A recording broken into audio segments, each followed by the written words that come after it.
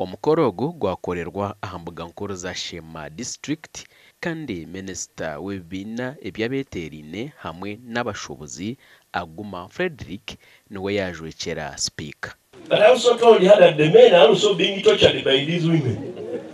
So, Katesh, what we also need to do is a parallel program to also share. That and for us we suffer silently. You cannot easily tell the public that, my wife beats me badly. It is easy for the wife to say, the man beats me. Omunyishengero w'abakazi ahabwa district ya SHEEMA Rosemary Nyakikongoro owatandikireho ekibiina eki nagira ngu ekyombeko eki kyaba kyahwire obutabanguko bw'omumaka nobuza kuba ekirooto omuri SHEEMA. Buza kutuyamba na munonga okuyamba kurwanisa obutabanguko maka aboko emiringo myingi abacarambaza okwe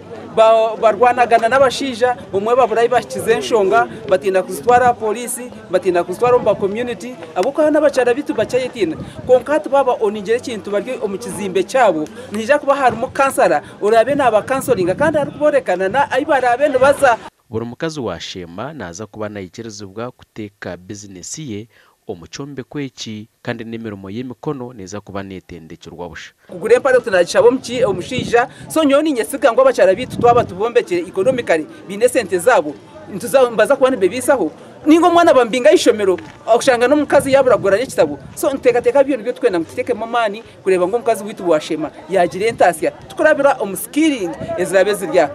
tuzakuba twine mu kantini eri gukora gene byo kurya abantu nubabona baragaha district nubaza kabwo mu town kurya cyamshana atiye mshana mbija kwamba gikwatara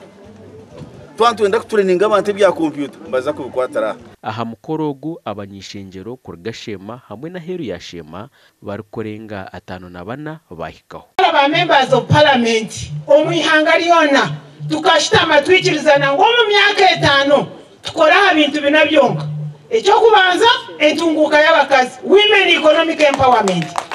ekyakabiri turwanisa abashaija bari kutweka obwishibuto teenage pregnancy ekyakashatu turwanisa obutabanguko bw'omumaka ekintu ekikwatirana obutabanguko bw'omumaka usanga bariyo nibarwana nikizumirira munonga ito nga members of parliament kandi turiyo nitugezaho kuronda ekikukireta niki kandi kaca kutugerezeho kwetegereza twasanga ngo nikiretwa ubworo aha mukorogo miliyoni igani 17 nizo zarundanwa Gashakwa Michael Atwachire.